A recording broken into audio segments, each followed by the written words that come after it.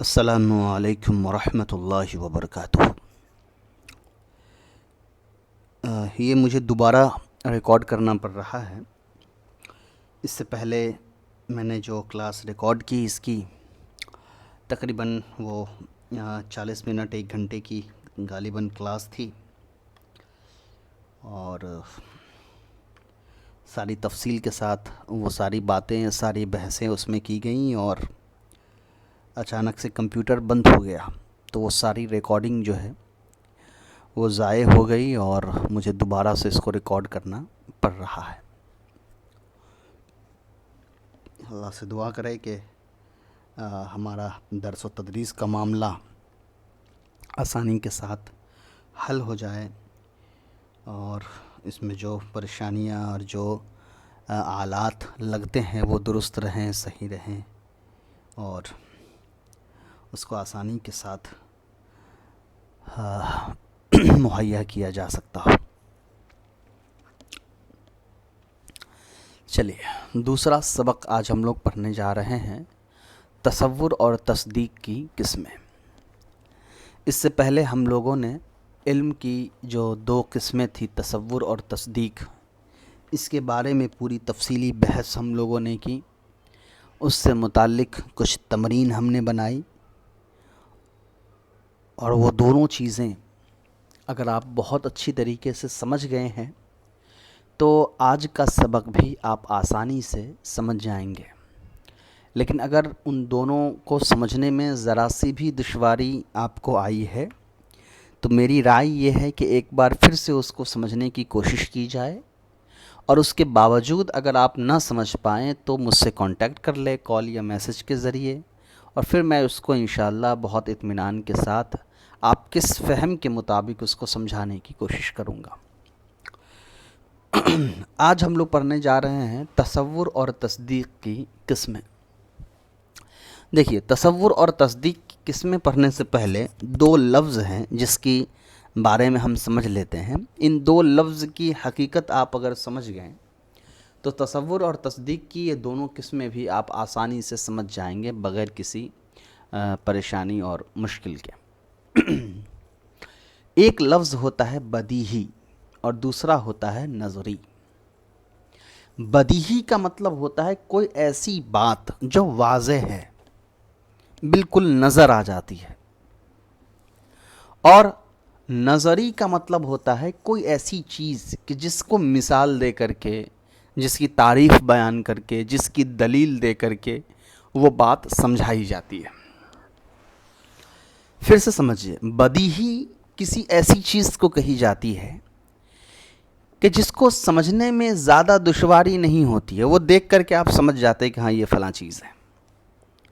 اس کے لیے تعریف کی، دلیل کی، مزید مثالوں کی، ان تمام چیزوں کی ضرورت نہیں ہوتی ہے۔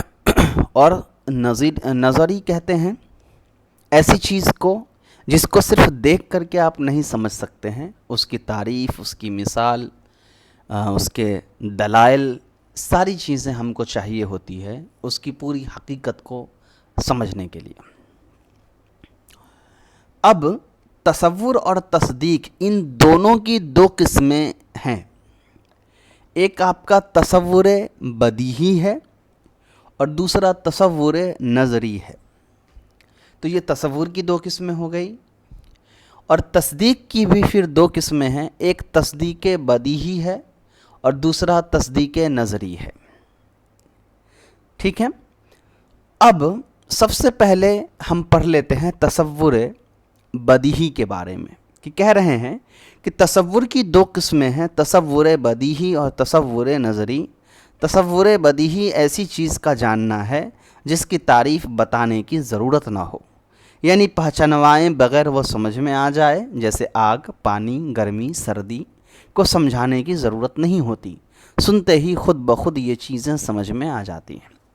تصور بدیہی کہتے ہیں کسی ایسی چیز کو کہ جس کو جاننے کے لیے آپ کو تعریف کی ضرورت نہیں ہے، مزید دلیل، مزید تفصیلات، ان تمام چیزوں کی آپ کو ضرورت نہیں ہے۔ ان تمام چیزوں کے بغیر آپ آسانی سے سمجھ سکتے ہیں کہ یہ چیز کیا ہے، اور اس کی مثال میں لکھی گئی آگ۔ اب آگ دیکھ کر کے ایک آدمی خود سمجھ جاتا ہے کہ آگ کیا ہے، آگ کی اندر صفات کیا ہیں، جلانے کے، گرم کرنے کے۔ ایک آدمی پانی دیکھ کر کے خود سمجھ جاتا ہے کہ پانی کیا ہے، پانی کے صفات کیا ہیں۔ اس کو مزید پانی کی دلیلیں نہیں دینی پڑتی ہے، اس کو پانی میں ڈبویا نہیں جاتا ہے، اس کو پانی سٹایا نہیں جائے گا، یا اسی طریقے سے آگ کے بارے میں جاننے کے لیے اس کو آگ جلایا نہیں جائے گا، اس کے ہاتھ کو لے کر کے ہم آگ میں نہیں ڈال دیں گے اس کی گرمی کو سمجھنے کے لیے۔ ایک انسان سمجھ رہا ہے آگ کو دیکھ کر کے ہی۔ تو پتہ یہ چلا کہ تصور بدیہی کسی ایسی چیز کے بارے میں ہوتا ہے کہ جس کو دیکھتے انسان خود سمجھ جاتا ہے کہ یہ کیا ہے اور اس کی کیا حقیقت ہے۔ اس کو سمجھنے کے لیے الگ سے کسی تفصیل کی، تعریف کی یا دلیل کی ضرورت نہیں ہوتی ہے۔ لیکن یہاں پر ایک بات آپ کو نوٹ کر کے رکھنا ہے، وہ کیا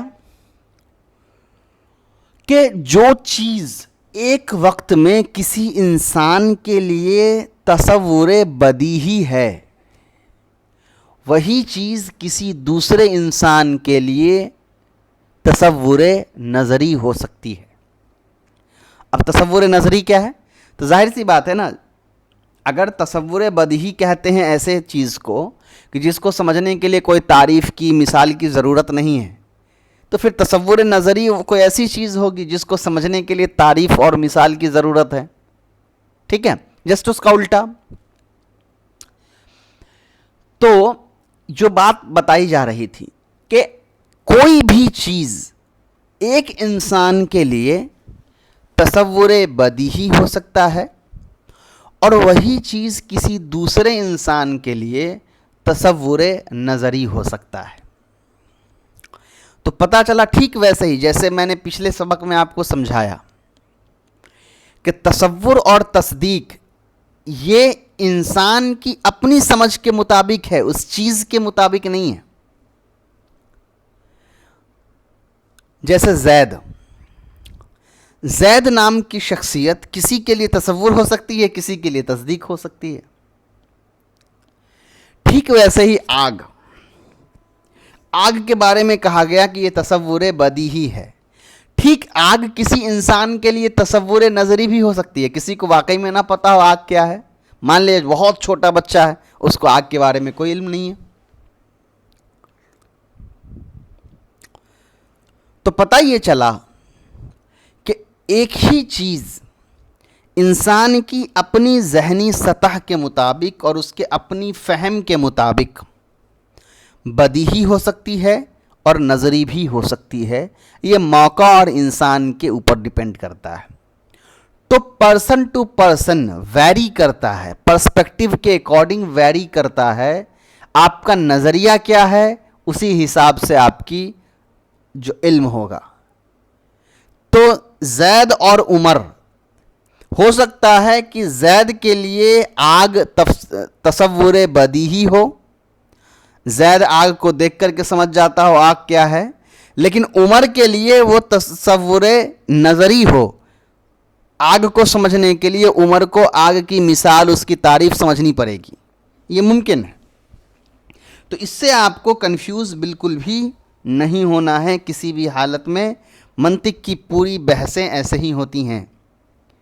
ٹھیک ہے، تو تصور بدیہی کے بارے میں ہم سمجھ گئے، اور اسی کے ضد میں آپ کو میں نے تصور نظری بھی سمجھا دی کہ ایسی چیز کا جاننا جو تعریف بتائے بغیر سمجھ میں نہ آئے، جیسے اسم، فعل، حرف، معرب، مبنی، جن، فرشتہ، بھوت، دیو، یہ سارے وہ چیزیں ہیں کہ جن کو صرف سننے سے آپ کو سمجھ میں نہیں آئے گا، اس کو جاننے کے لیے آپ کو تعریف کی ضرورت ہے۔ اچھا ہاں، اس میں ایک چیز اور سمجھ لیجئے، کوئی آدمی اگر آلریڈی علم نحو، علم الصرف جانتا ہے، وہ اسم، فعل، حرف، معرب، مبنی کو بہت اچھی طریقے سے جانتا ہے، بہت گہرائی کے ساتھ جانتا ہے، تو اس کے لیے پھر نحو، اسم، فعل، حرف، یہ سارے جو ہیں یہ تصور بدیہی ہو جائیں گے، اس لیے کہ وہ اسم دیکھ کر کے سمجھ گیا کہ ہاں یہ اسم ہے۔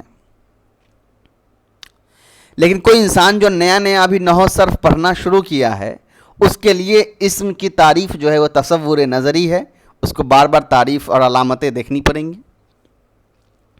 تو پھر وہی بات کہ تصور بدیہی اور تصور نظری یہ انسان کی اپنی ذہنی سطح کے مطابق بدلتی رہتی ہے۔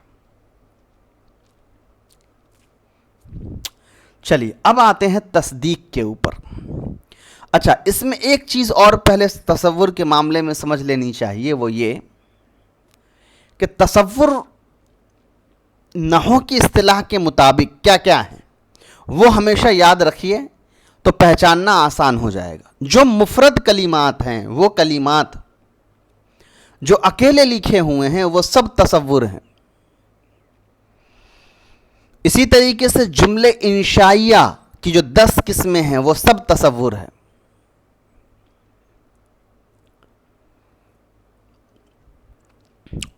اسی طریقے سے مرکب ناقص کی جتنی قسمیں ہیں، مرکب بنائی ہو، مناصرف ہو، عددی ہو، اضافی ہو، صفتی ہو، یہ سارے کے سارے تصور ہیں۔ اور تصدیق کیا ہے؟ تصدیق مکمل جملہ، جو جملہ خبریہ ہے، چاہے وہ جملے فعلیہ ہو یا جملے اسمیہ ہو، وہ سارے تصدیق ہیں۔ اب آتے ہیں تصدیق کی قسم پہ۔ تو تصدیق بھی 2 قسم کا ہے، تصدیق بدیہی اور تصدیق نظری۔ تصدیق بدیہی کہتے ہیں اس تصدیق کو جس کے لیے دلیل بنانے کی ضرورت نہ ہو،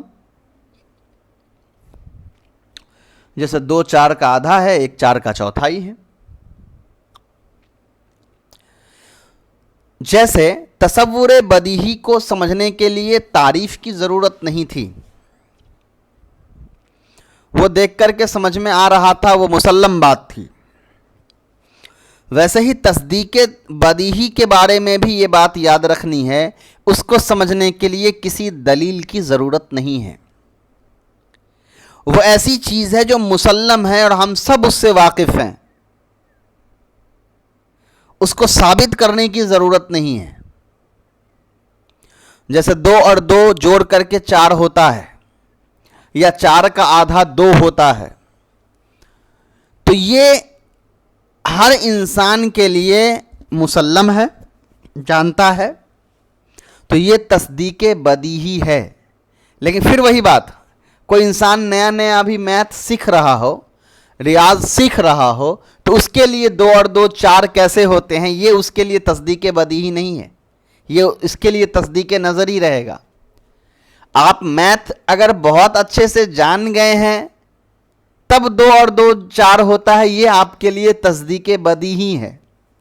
لیکن آپ میتھمیٹکس ابھی آپ نے شروع کیا اور آپ کو نہیں پتا ہے 2 اور 2 کتنے ہوتے ہیں، آپ جوڑ کر کے لکھتے ہیں، ایک میں جوڑیں گے 1 تو 2 ہوا، 2 میں پھر 1 جوڑیں گے تو 3 ہوا، پھر 3 میں 1 جوڑیں گے تو 4 ہوا، اس طرح سے آپ کاؤنٹ کر رہے ہیں، تو یہ آپ کے لیے تصدیق نظری ہے، کیونکہ آپ کیا کر رہے ہیں؟ ثابت کر رہے ہیں دلیل کے ذریعے سے۔ تو تصدیق نظری کی بھی مثال آپ کو سمجھ میں آ گئی اور تعریف سمجھ میں آ گئی کہ تصدیق نظری کہتے ہیں ایسی چیز کو کہ جس کو ثابت کرنے کے لیے آپ کو دلیل دینی پڑے گی، آپ کو اس کو واضح کرنا پڑے گا، وہ صرف سننے سے سمجھ میں نہیں آ جائے گا، سننے سے ثابت نہیں ہو جائے گا۔ جیسے پریاں موجود ہے، رب العالمین ایک ذات پاک ہے۔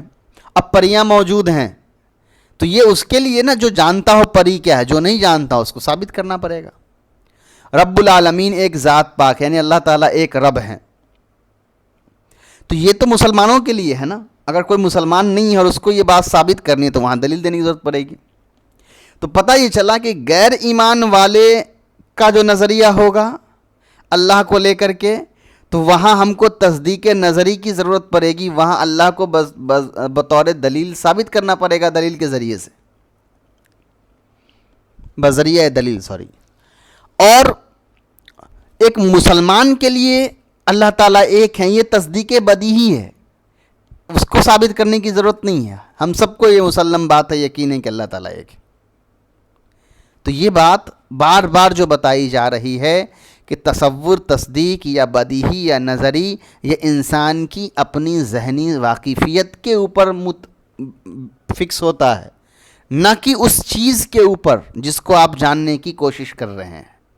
آپ جتنا جانیں گے، جس قدر جانیں گے، آپ اسی قدر واقفیت آپ کی ہوگی، یا تو تصور میں ہوگا، یا وہ تصدیق میں ہوگا، یا بدیہی ہوگا، یا نظری ہوگا۔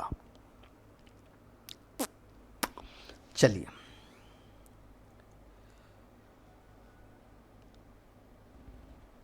اس کے بعد آپ کی مثال ہو گئی۔ مثال بتانے سے پہلے میں بتا دوں کہ یہاں پہ جتنی بھی مثالیں ہیں، چونکہ نظریہ کے انسان کی اپنی واقفیت کے مطابق حکم بدل سکتے ہیں۔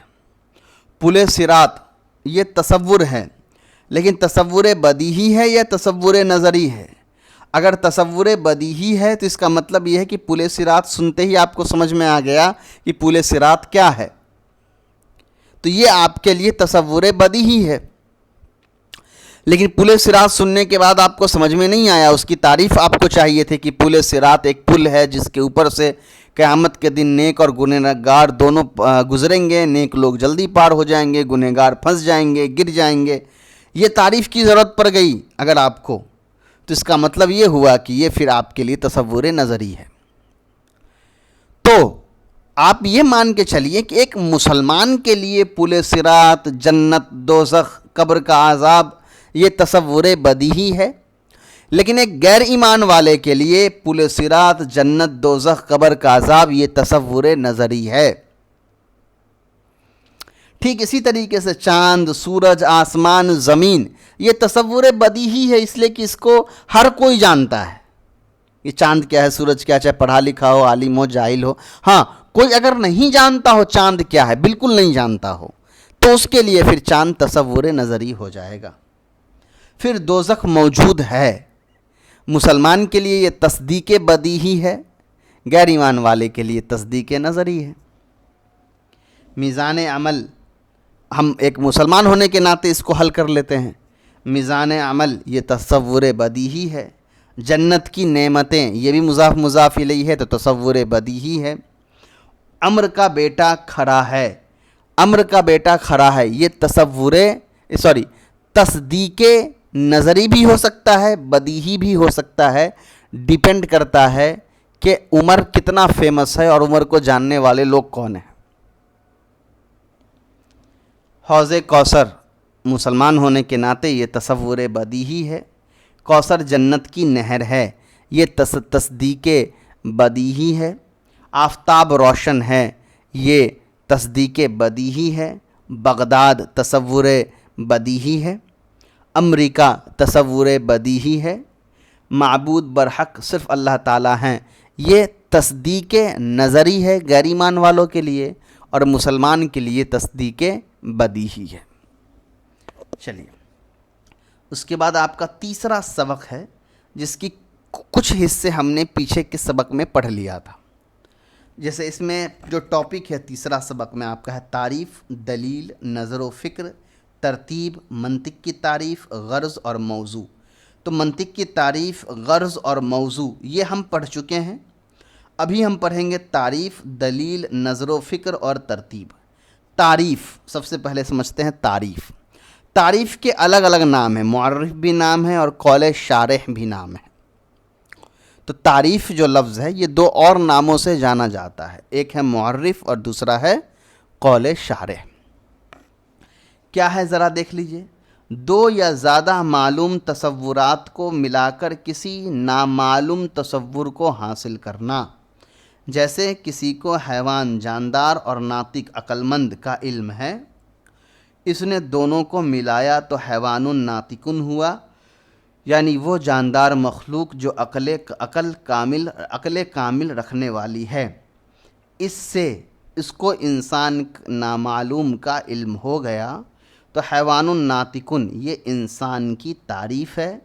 اس کو انسان کا معرف بھی کہتے ہیں اور اسی کو قول شارح بھی کہتے ہیں، یعنی وضاحت کرنے والی بات۔ دیکھیں، ابھی سمجھ میں نہیں بھی آئے گا کوئی بات نہیں، ہم پھر بورڈ پہ چلیں گے، بورڈ پہ سمجھیں گے اس کو ایک ایک کر کے۔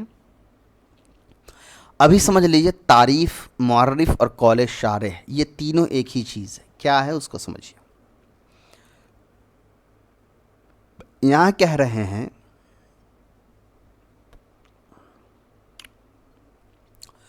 دو معلوم تصور. تصور کیا ہے؟ مفرد کلمات بھی ہو سکتے ہیں. یہاں مثال میں مفرد کلمات کا ہی ذکر ہے تو ہم اسی کو لیتے ہیں. تو دو معلوم تصور کو ملا کر کے ایک نامعلوم تصور کو پیدا کرنا.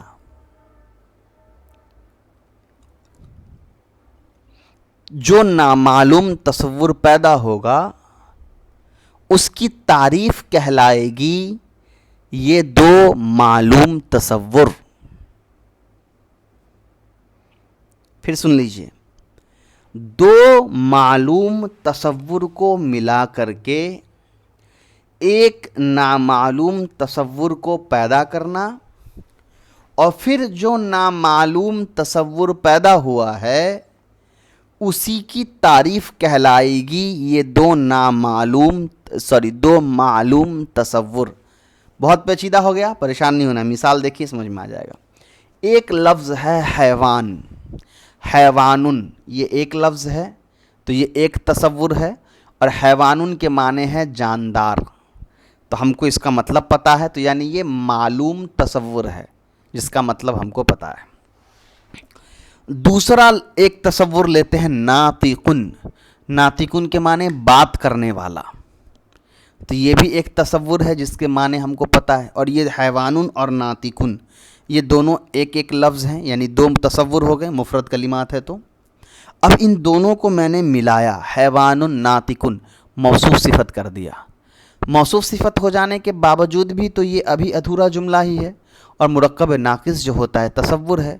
تو ہم نے کیا کیا، دو معلوم تصور تھا حیوان اور ناطقن، ان دونوں کو ملا کر کے ہم نے ایک تصور بنا دیا حیوان ناطقن، موصوف صفت ملا کے ایک بنا دیا. اب حیوان ناطقن جب مل گیا تو اس سے ایک نیا چیز پیدا ہوا. کیا پیدا ہوا؟ حیوان ناطقن کا مطلب ہوتا ہے بولنے والا جاندار. تو بولنے والا جاندار کون ہے؟ کیا گھوڑا بیل بلی ہے؟ نہیں، وہ جاندار تو ہے مگر بولنے والا نہیں. بولنے سے مراد آپس میں بات چیت ہم جیسے آپ انسانوں کے سے کرتے ہیں، تو وہ تو صرف انسان ہے. تو پتہ یہ چلا کہ ہم نے کیا کیا، انسانن جو یہاں پر لفظ آیا، یہ لفظ کہاں سے آیا؟ یہاں تو نہیں ہے نا، نہ حیوان میں ہے نہ ناطق میں ہے. تو پتہ کیا چلا کہ ہم نے حیوان اور ناطق کو جب ملایا تو اس سے پیدا ہوا انسان. تو دو معلوم تصور یعنی حیوان اور ناطق کو جب ہم نے ملا دیا تو ایک نامعلوم یعنی جو ہم پہلے نہیں جانتے تھے کیا تھا، انسان، وہ پیدا ہو گیا. تو انسان جو ہے اس کی تعریف یا قول شارح یا معرف کہیں گے کس کو؟ حیوان ناطقن کو. اتنی بات سمجھ میں آ گئی؟ کوئی بات بہت اچھی بات ہے. نہیں سمجھ میں آئی ہے پریشان نہیں ہونا ہے، بورڈ پہ ابھی بتاؤں گا سمجھ میں آ جائے گا، یہ اتنا مشکل نہیں ہے. چلیے آگے دیکھیے. اس کے بعد آپ کا ہے دلیل اور حجت. تو جیسے دیکھیے تصور کو، دو تصور کو ملا کر کے ایک نیا تصور پیدا کرتے ہیں تو وہ کہلاتا ہے معرف. ویسے ہی دلیل اور حجت یہ سیم چیز ہے، مگر یہاں دو تصدیق کو ملا کر کے ایک نیا تصدیق پیدا ہوتا ہے تو وہ کہلاتا ہے دلیل اور حجت. اس کے بعد ہے ترتیب. معلوم تصورات اور تصدیقات کو صحیح ڈھنگ سے مرتب کرنے کو تصدیق کہتے ہیں، ترتیب کہتے ہیں. پھر منطق وہ علم ہے جو نظر و فکر میں غلطی ہونے سے بچائے. یہ سارا ہم پڑھ چکے ہیں. چوتھا سبق میں ہے کہ یہ سبق گزشتہ اسباق کو مضبوط کرنے کے لیے ہے.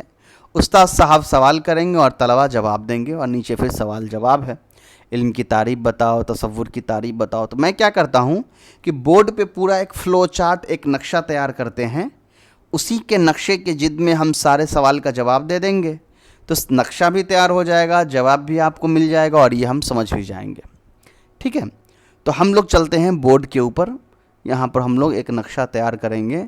اب دیکھیے اس کا ایک صورت یہ ہو سکتا تھا کہ میں نقشہ پہلے سے تیار کر کے آپ کو دکھا دیتا، مگر وہ زیادہ فائدہ مند نہیں ہوتا. اس لیے کتاب میں تو آلریڈی وہ چیز ہے نا آپ کے پاس. تو میں کیا کر رہا ہوں کہ نقشہ بالکل میں آپ کے سامنے بنا رہا ہوں تاکہ میں بناتے جاؤں، آپ سیکھتے جائیں، سمجھتے جائیں، اور بنانے کے درمیان باتیں بھی ہوتی رہیں گی تو ساری چیزیں ایک ساتھ آسانی سے ہو جائیں گی. چلیے، سب سے پہلے ہم لوگوں نے پڑھا تھا علم.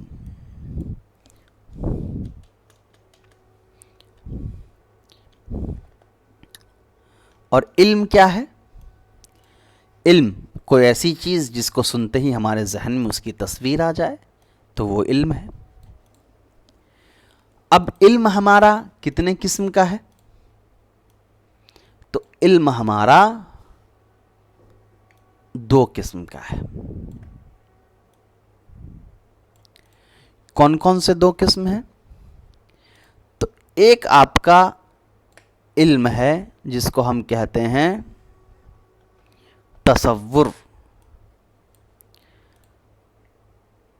اور ایک آپ کا علم ہے جس کو ہم کہتے ہیں تصدیق. اور تصور اور تصدیق کیا ہے؟ تصور کوئی ایسی چیز کہ جس کے اندر کوئی حکم نہیں ہوتی ہے، جس کو آپ ثابت نہیں کر سکتے ہیں. اور تصدیق کوئی ایسی چیز جس کے اندر ایک حکم لگا ہوتا ہے، ایک خبر ہوتی ہے اور اس کو ثابت کیا جا سکتا ہے. ٹھیک ہے؟ باقی اس سے اور مزید اچھا تعریف بھی آپ بیان کر سکتے ہیں. ایسا نہیں کہ میں جو تعریف بیان کروں گا صرف وہی صحیح ہے، آپ اپنے حساب سے بھی اچھی تعریف بیان کر سکتے ہیں. ٹھیک ہے؟ اس کے بعد تصور کی بھی 2 قسمیں ہو گئیں.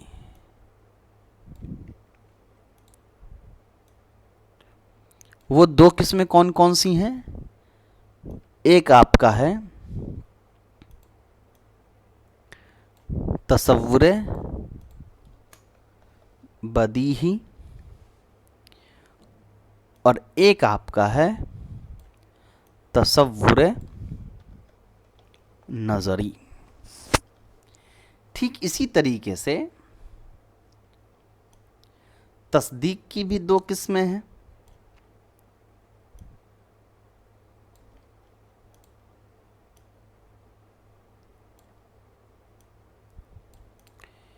ایک آپ کا ہے تصدیق نظری، اور دوسرا آپ کا ہے تصدیق بدیہی. چلیے، تصور بدیہی کیا ہے؟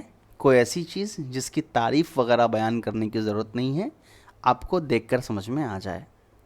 تصور نظری وہ ہے جس کی تعریف آپ کو بیان کرنی پڑے گی، صرف دیکھ کر کے نہیں سمجھ سکتے ہیں.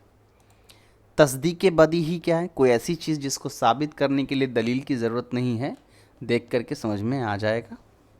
اور تصدیق نظری کہتے ہیں ایسی چیز جس کو ثابت کرنے کے لیے دلیل کی بھی ضرورت ہے. اب آتے ہیں ایک نئی بات جو ہم نے پڑھا. وہ کیا تھا؟ وہ تھا تعریف یا معرف یا قول شارح.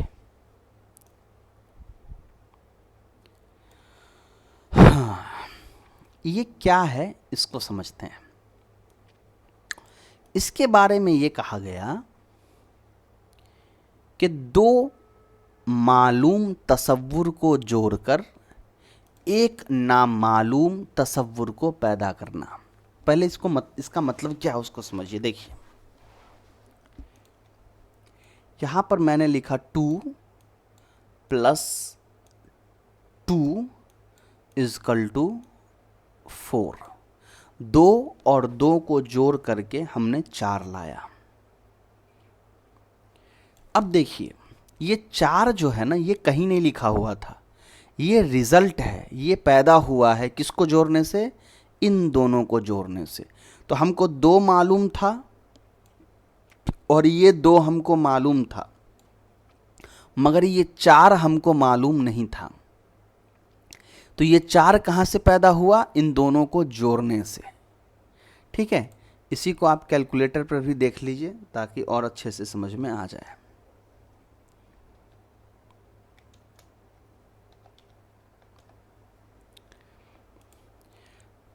अभी मैंने स्क्रीन पर लिखा 2 + 2, तो देखिए 2 और 2 तो आपको पता है। अच्छा, ये 2 + 2 4 हो जाता है।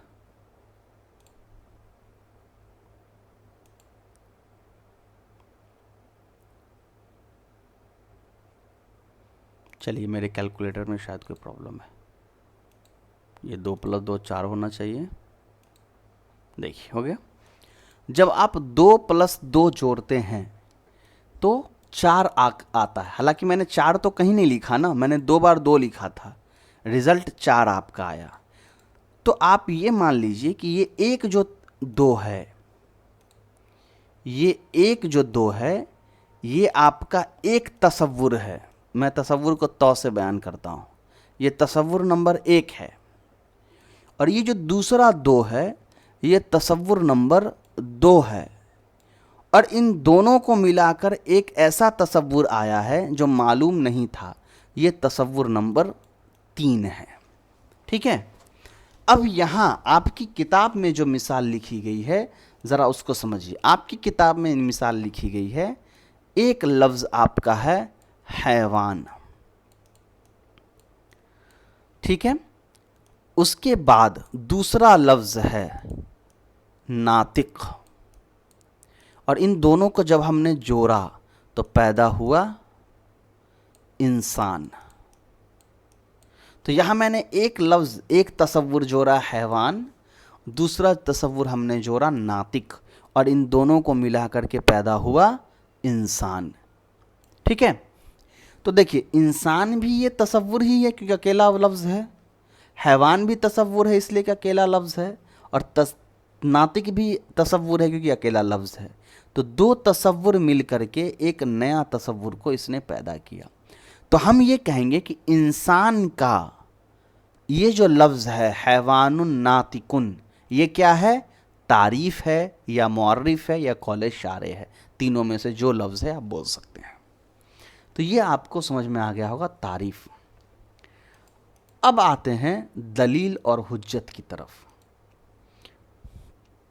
दलील और हुज्जत भी सेम चीज़ है। दलील और हुज्जत भी क्या है? सेम चीज़ है। बस फ़र्क क्या है? फ़र्क ये है कि दलील और हुज्जत यहाँ तसव्वुर, 2 तसव्वुर को नहीं जोड़ते हैं बल्कि 2 तस्दीक को जोड़ देते हैं। कैसे? ज़रा देखिए। मैं यहाँ पर एक जुमला लिखूँगा,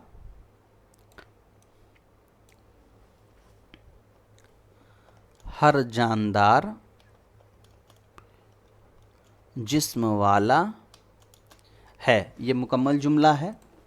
ये जुमला नंबर 1 हो गया, तस्दीक नंबर 1।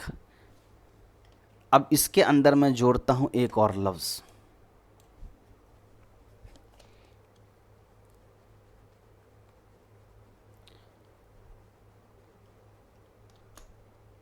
हर जानदार जिस्म वाला है, एक हो गया। और मैं यहाँ पे दूसरा लफ्ज़, हर इंसान जानदार है, या आप लिख दीजिए हर इंसान जिस्म वाला, जो लिखना लिख सकते हैं, वो उससे कोई हर्ज नहीं है। तो एक जुमला मैंने लिखा हर जानदार जिस्म वाला है और हर इंसान जानदार है। तो ये 2 तस्दीक हमने लिखा। अब इन दोनों को मैंने जोड़ा। इन दोनों को जोड़ने से एक नया बात पैदा हो जाएगा। क्या नया बात पैदा हो जाएगा? हर इंसान जिस्म वाला है। हो गया। तो हर इंसान जिस्म वाला है कहाँ से आया? तो देखिए, मैंने जिस्म वाला यहाँ से उठाया पहले जुमले से,